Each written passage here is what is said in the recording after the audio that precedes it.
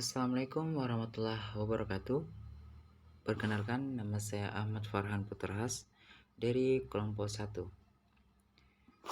Jadi, materi yang saya akan bawakan yaitu desain program tahunan dan semesteran. Jadi, program tahunan. Yang pertama itu program merupakan pernyataan yang berisi kesimpulan dari beberapa harapan atau tujuan yang saling bergantungan dan saling terkait untuk mencapai suatu sasaran yang sama. Biasanya suatu program mencakup seluruh kegiatan yang berada di bawah unit administrasi yang sama atau saran-saran yang paling bergantung dalam saling melengkapi, yang semuanya harus dilaksanakan secara bersamaan atau berurutan. Jadi, program sering dikaitkan dengan perencanaan, persiapan, dan desain atau rancangan. Desain berasal dari bahasa Inggris, yaitu dari kata design.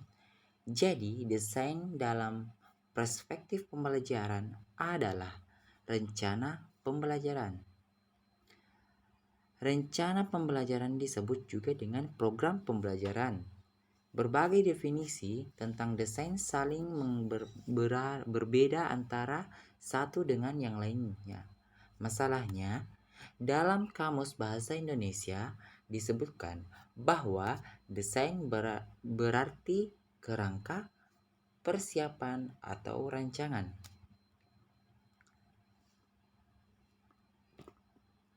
Langkah-langkah penyusunan program tahunan yaitu yang pertama, lihat beberapa jam alokasi waktu untuk setiap mata pelajaran dalam seminggu dan struktur kurikulum seperti yang telah ditetapkan pemerintah.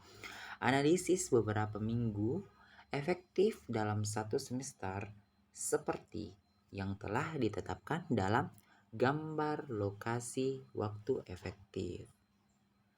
Yang kedua, melalui analisis tersebut, kita dapat membentuk beberapa minggu waktu yang tersedia untuk pelaksanaan proses pembelajaran.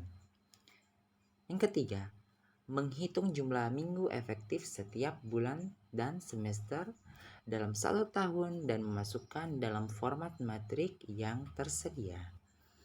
Keempat, menandai hari libur, permulaan tahun pembelajaran, minggu efektif belajar, waktu pembelajaran efektif per minggu.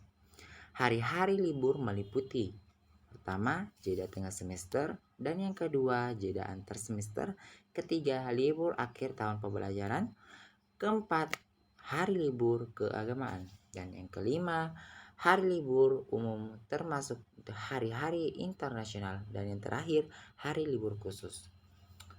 Yang kelima, mendistribusikan alokasi waktu yang disediakan untuk suatu mata pelajaran pada setiap KD dan topik bahasanya pada minggu efektif, sesuai ruang lingkup, cakupan materi, tingkat kesulitan, dan pentingnya materi tersebut serta mempertimbangkan waktu untuk ulangan star review materi.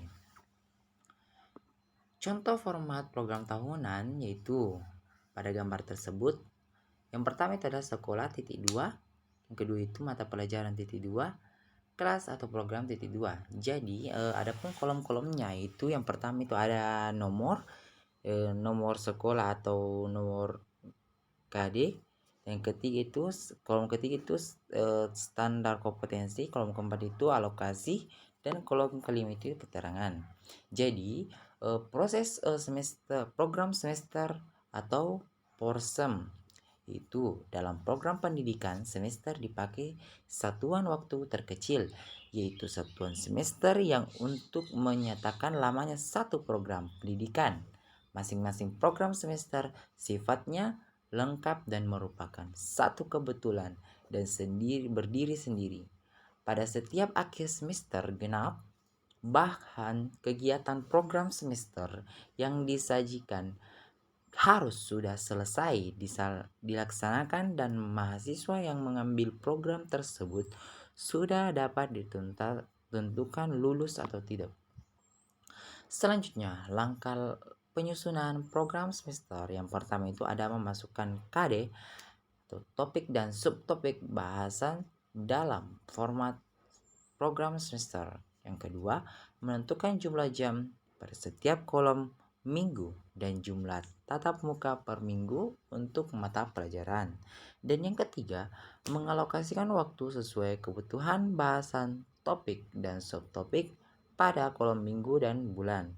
Dan yang keempat, membuat catatan untuk keterangan untuk bagian-bagian yang membutuhkan penjelasan. Selanjutnya, contoh format program semester yaitu yang pertama itu program tahunan paling atas, dan yang baris kedua itu nama sekolah -2, mata pelajaran -2, kelas -2 semester. Dan adapun kolomnya itu terbagi menjadi 5 kolom. Itu yang pertama itu nomor, dan yang kedua itu no SK TSD, yang ketiga itu alokasi waktu, Juli terbagi jadi 2 kolom, dan Agustus terbagi menjadi 5 kolom. Dan format semesteran di atas maka tampak jelas bahwa program ini pada dasarnya sebagai penjabaran dari program tahunan. Cara pengisian program di atas adalah sebagai berikut. Yang pertama itu tentukan standar kompetensi atau SK dan kompetensi dasar atau KD yang ingin dicapai. Dalam hal ini, guru tidak perlu merumuskan SK dan KD sebab semuanya sudah ditentukan dalam standar isi atau SI, yakni pada kurikulum tingkat satuan pendidikan atau KTSP yang sudah kita kenal, kecuali kalau kita memang diharuskan merumuskan SK dan KD sendiri. Misalnya dalam merumuskan kurikulum muatan lokal atau MULOK. Dan selanjutnya, lihat program tahunan yang telah kita susun untuk menentukan alokasi waktu atau jumlah jam pelajaran setiap SK dan KD itu. Dan terakhir, tentukan pada bulan dan minggu keberapa proses pembelajaran kompetensi dasar itu atau KD itu akan dilaksanakan. Jadi itulah materi dari saya. Terima kasih. Wassalamualaikum warahmatullahi wabarakatuh.